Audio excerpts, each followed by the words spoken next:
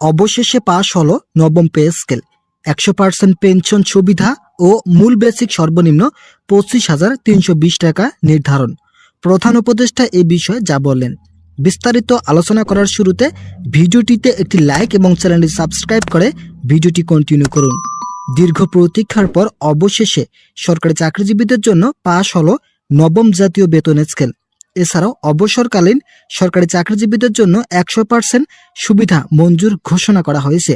দীর্ঘ 11 বছর পর কর্মচারীদের জন্য এই সুবিধা বাস্তবায়ন হওয়ায় তাদের মাঝে শুরু হয়েছে নতুন উদ্দীপনা। বাংলাদেশের 22 লক্ষ সরকারি চাকরিজীবীদের জন্য এই নতুন সিদ্ধান্ত নেওয়া হয়।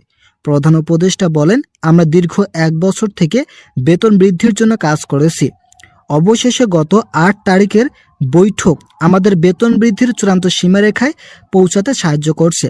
ইতিমধ্যে পে কমিশনের চেয়ারম্যান সাবেক অর্থ সচিব জাকির আহমেদ খানকে নির্দেশ দেওয়া হয়েছে আগামী রবিবারের বৈঠকে রিপোর্ট প্রদান করার জন্য। কর্মচারী মহলের সদস্যরা যেভাবে তাদের দাবিগুলো জানিয়েছেন, সেই দাবির পরিপ্রেক্ষিতে সর্বনিম্ন বেতন 25,000 টাকা নির্ধারণ করে গেজেট প্রকাশের প্রতিশ্রুতি দিয়েছে অর্থ উপদেষ্টা ও প্রধান উপদেষ্টা। প্রধান উপদেষ্টা বলেন, আমরা ইতিমধ্যেই কয়েক দফায় বৈঠক করেছি, তবে সর্বশেষ বৈঠকে বেতন বৃদ্ধির জন্য যে সিদ্ধান্ত নেওয়া হয়েছে তা আগামী 5 বছর সরকারি চাকরিজীবীদের আর্থিক উন্নয়ন সাধন করবে। আমরা শুধুমাত্র বর্তমানের হিসাব দেখে বেতন বৃদ্ধি করছি না। আগামী 5 বছর যাতে সরকারি চাকরিজীবীদের কোনো ধরনের আর্থিক সমস্যা না হয়, সেই দিকগুলো বিবেচনা করেই এই সিদ্ধান্ত নেওয়া হয়েছে। গত 8 তারিখের বৈঠকে সর্বনিম্ন 21,000, 16,000 ও 17,000 টাকা নির্ধারণ করার বিষয়ে মতামত হলেও এটা পুরোপুরি আগামী 5 বছর আর্থিক সমস্যার সমাধান করতে ব্যর্থ বলে প্রমাণ পাওয়া যায়, যার ফলে অন্তর্বর্তীকালীন সরকারের নির্দেশে 25,000 টাকা নির্ধারণ করা হয়েছে। তো বন্ধুরা, যারা এখন পর্যন্ত চ্যানেলটি সাবস্ক্রাইব করেননি তারা অবশ্যই সাবস্ক্রাইব করুন। সর্বনিম্ন মূল বেসিক 25,320 টাকা নির্ধারণ করা হলে কর্মচারীদের দীর্ঘদিনের সমস্যার সমাধান ঘটবে বলে ইতিবাচক তথ্য দিয়েছে অর্থ উপদেষ্টা। এরই মধ্যে অর্থবিদরা বলেন, আমরা বেতন বৃদ্ধির বিষয় নিয়ে দীর্ঘদিন থেকে কাজ করেছি। আমাদের মনে হয়েছে বেতন 35,000 টাকা যুক্তিযুক্ত নয়। কর্মচারীরা দাবি করলেও এই বেতন দেওয়া হলে দেশের মধ্যে অস্থিরতা সৃষ্টি হতে পারে, যার ফলে 25,000 টাকা নির্ধারণ করায় বাংলাদেশের 22 লক্ষ সরকারি চাকরিজীবীদের আর্থিক সমতা বজায় থাকবে। আমরা চাই সরকারি চাকরিজীবীরা অর্থনৈতিকভাবে স্বাবলম্বী হোক। যেহেতু কর্মচারীরা দীর্ঘ 11 বছর থেকে বিভিন্ন ধরনের বৈষম্যের শিকার, তাই তাদের সকল ধরনের বৈষম্য থেকে দূর করতে হলে অবশ্যই গ্রেড সংখ্যা পরিবর্তন সহ বেতন সর্বনিম্ন 25,320 টাকা নির্ধারণ করা যুক্তিযুক্ত। এরই মধ্যে পে কমিশনের একজন ঊর্ধ্বতন কর্মকর্তা নাম প্রকাশ না করার শর্তে বলেন, বেতন বৃদ্ধির বিষয়টি একটু জটিল, তবে কাজের অগ্রগতি হয়েছে অনেক। আগামী নির্বাচনের আগেই সকল কার্যক্রম শেষ করার তাগিদ দিয়েছে প্রধান উপদেষ্টা, যার ফলে আগামী 21 জানুয়ারি চূড়ান্তভাবে একটি বৈঠক করা হবে। এই বৈঠকে সরকারি চাকরিজীবীদের দীর্ঘদিনের সকল সমস্যার সমাধান ঘটিয়ে বেতন বৃদ্ধির চূড়ান্ত সীমারেখা তৈরি করা হবে। আমরা ইতিমধ্যেই অভ্যন্তরীণভাবে কয়েকটি বৈঠক করেছি, তবে গত 8 তারিখের বৈঠকে সরকারিভাবে বেতনের আংশিক সিদ্ধান্ত নেওয়া হয়।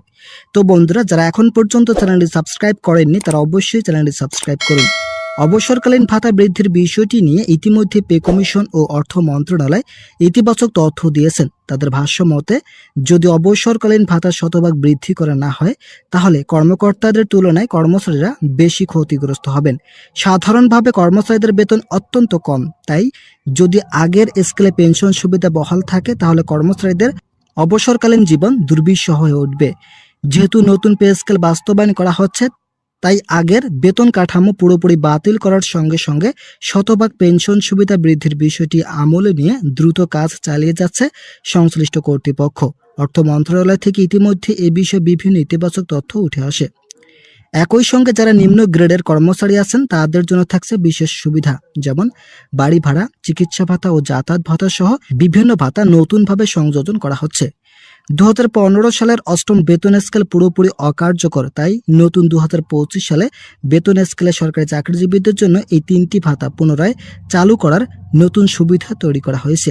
পে কমিশন ও অর্থ মন্ত্রণালয় দ্রুত এই বিষয় নিয়ে একটি গেজেট প্রকাশ করবেন।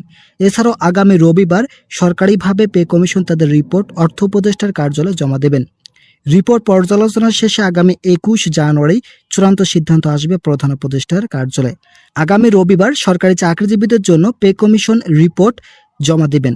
এরপর সেই রিপোর্ট অনুযায়ী আগামী 21 জানুয়ারি সরকারি চাকরিজীবীদের জন্য থাকছে নতুন গেজেট। ইতিমধ্যেই এই বিষয়ে প্রধান উপদেষ্টা ইতিবাচক তথ্য দিয়েছেন এবং আগামী রবিবার বৈঠকের জন্য ডেকেছেন।